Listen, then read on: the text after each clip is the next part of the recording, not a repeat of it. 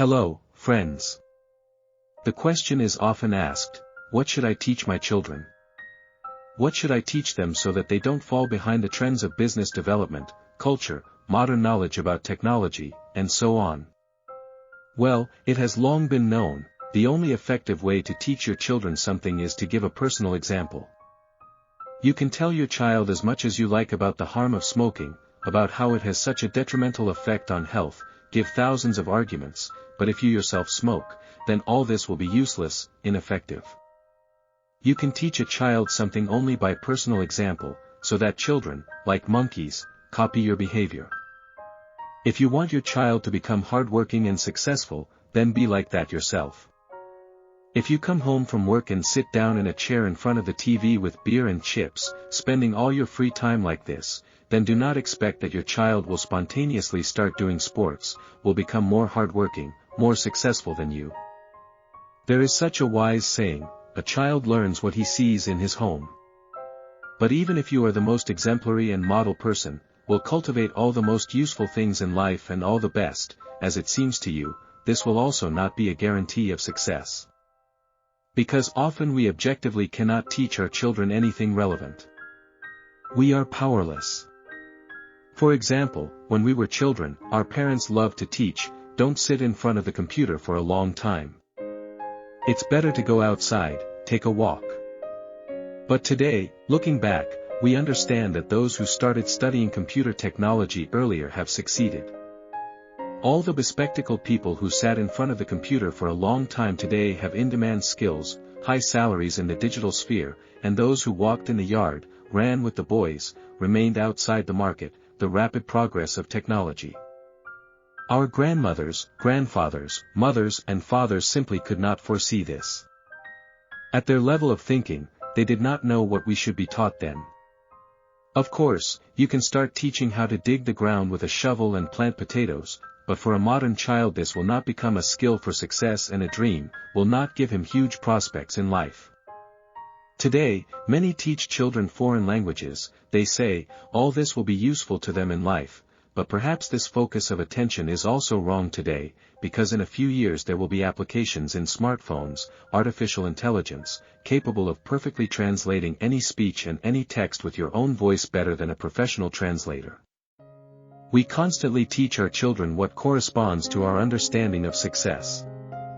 Our parents could prepare us exclusively for the world of their peers, for the world of the past, but not the future. Our children will live in the world of children. They will live in the world of their peers. As absurd as it may seem now, they already feel much better than us what this future world will look like.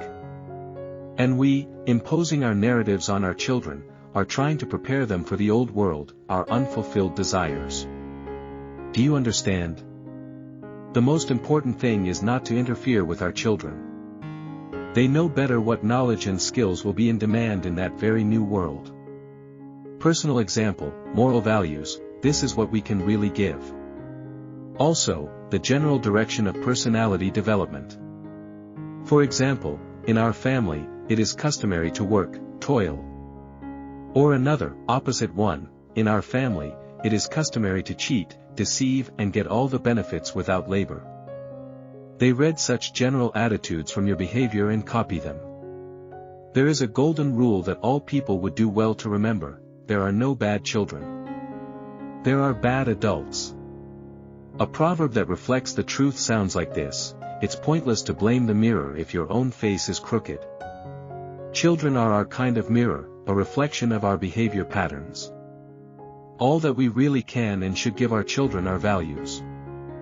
Not slogans, not words written on the wall, but only a personal example. If we want to give something specific to our children, we should first give it to ourselves. In no case should we interfere with our obsessive desires, we will make a lawyer out of you. You will study music, it is very nice. They, children, know better what their world, the world of the future, will look like. For example, for people of the older generation, nonverbal communication, emotions, and offline communication play an important role in communications. It's even easier for us to communicate with our subordinates at work in person, looking them in the eye, than to give instructions online. Whereas modern children are used to communicating with each other in messengers. Not in a sandbox, in real-life communication, but using text messages, online. And this creates significant differences in the needs of such people.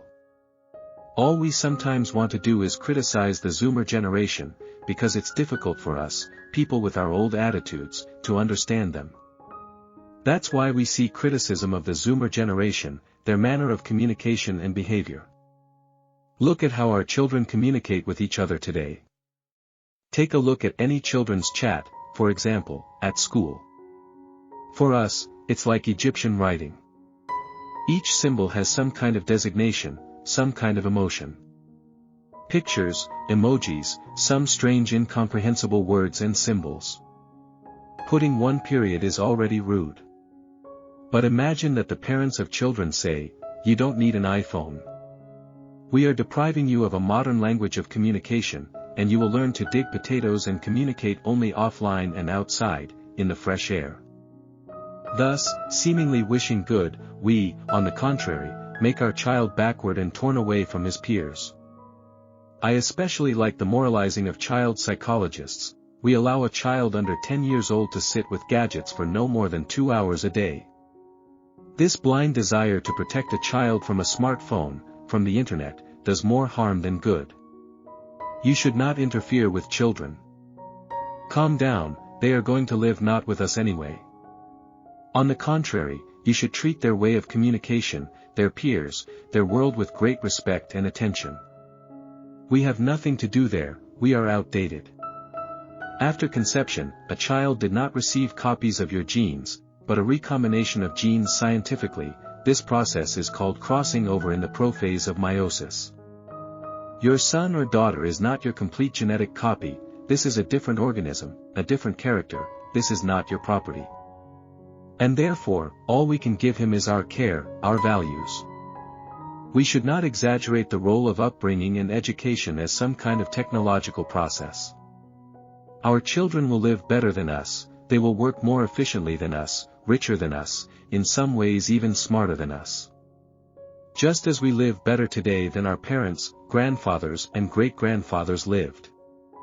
We work more efficiently and better, we produce hundreds and thousands of times more goods and services than our ancestors produced. We are more humane, less aggressive. In the same way, your child or your grandson, who seems unworthy to you today and not what you would like, will be better than you in most respects. More informed, more humane, moral. This is a general pattern of history and the passage of time, which many do not realize. If you do not agree, you can write your point of view on this issue in the comments under the video. Thank you for your attention. Until next time.